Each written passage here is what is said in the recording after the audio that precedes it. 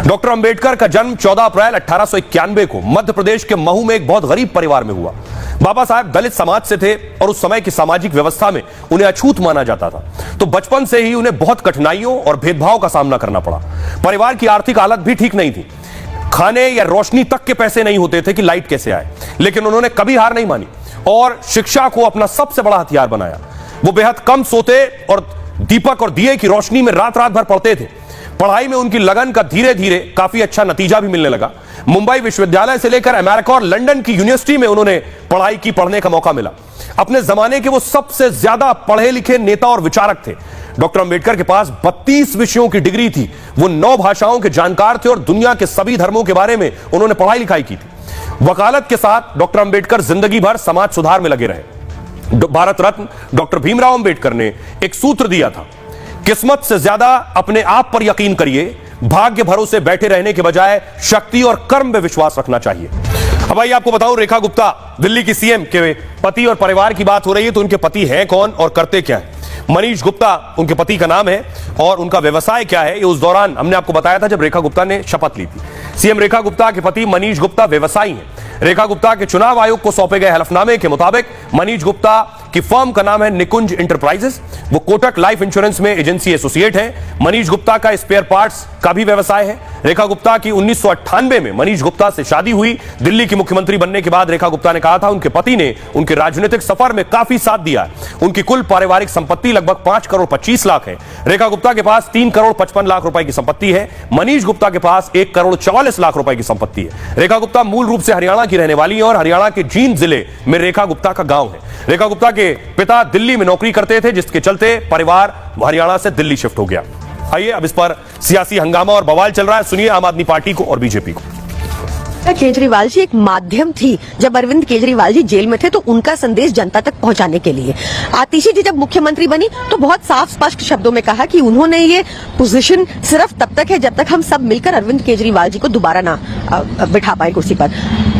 हमने तो बहुत क्लियरली जनता के आगे रखा जो हम कर रहे थे। ये भाजपा फिर क्लियर कर देना, वो कह रही है कि चाहे नाम के लिए तो मुख्यमंत्री रेखा गुप्ता जी हैं, पर सरकार उनके पति चला रहे हैं। कह देना भाजपा कि वो बिल्कुल विफल गवर्नेंस में है। मुख्यमंत्री उसको बना दो जिसने काम ना किया हो कभी। एबीवीपी में प्रेसिडेंट रहे, काउंसलर रहे और कई पोस्टों पे रहे, जो यूनिवर्सिटी से निकले, उसको इतना तजुर्बा है कि वो अपने आप सरकार चला सकती है और बहुत अच्छे डिसीजन ले रहे हैं। रेखा गुप्ता जी पहली मुख्यमंत्री है जो डिसीजन ले रही है। अरे ये झूठ पे झूठ, ये झूठ पे बुलंद हुई है, ये केजरीवाल से ज्यादा झूठी है। और कहा है, देखिए जरा, जब केजरीवाल जेल में थे तो उनकी पत्नी मुख्यमंत्री की कुर्सी पर बैठकर प्रेस कॉन्फ्रेंस कर रही थी। किस अधिकार से, किस पद से? दूसरी तस्वीर देखिए, आतिशी मुख्यमंत्री बन गई थी तब भी मुख्यमंत्री की कुर्सी पर नहीं बैठ रही थी, जबकि शपथ लेकर सीएम बन गई थी। बीजेपी अब सवाल पूछ रही है आम आदमी पार्टी से। देखिए क्या कुछ कह रही है आप।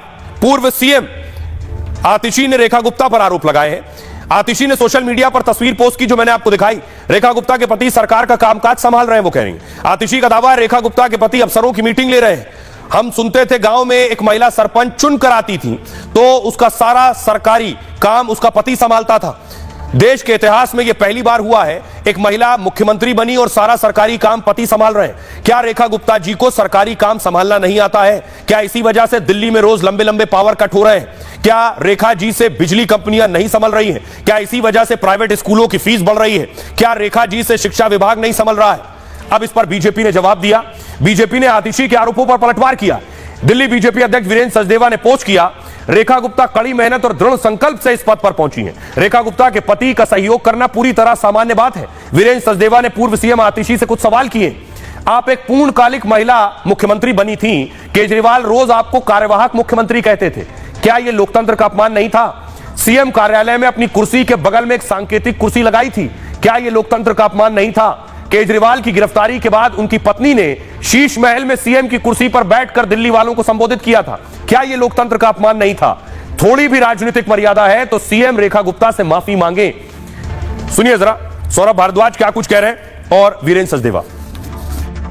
रेखा गुप्ता जी के पति मनीष गुप्ता अगर किसी सरकारी पद पे हैं तो भारतीय जनता पार्टी बताए, और अगर वो सरकारी पद पे नहीं है तो वो किस हैसियत में सरकारी सीनियर ऑफिसर्स की मीटिंग ले रहे हैं? पद की गोपनीयता की शपथ जो है रेखा गुप्ता जी ने ली है, उनके पति ले ही नहीं सकते मीटिंग, ये इलीगल है।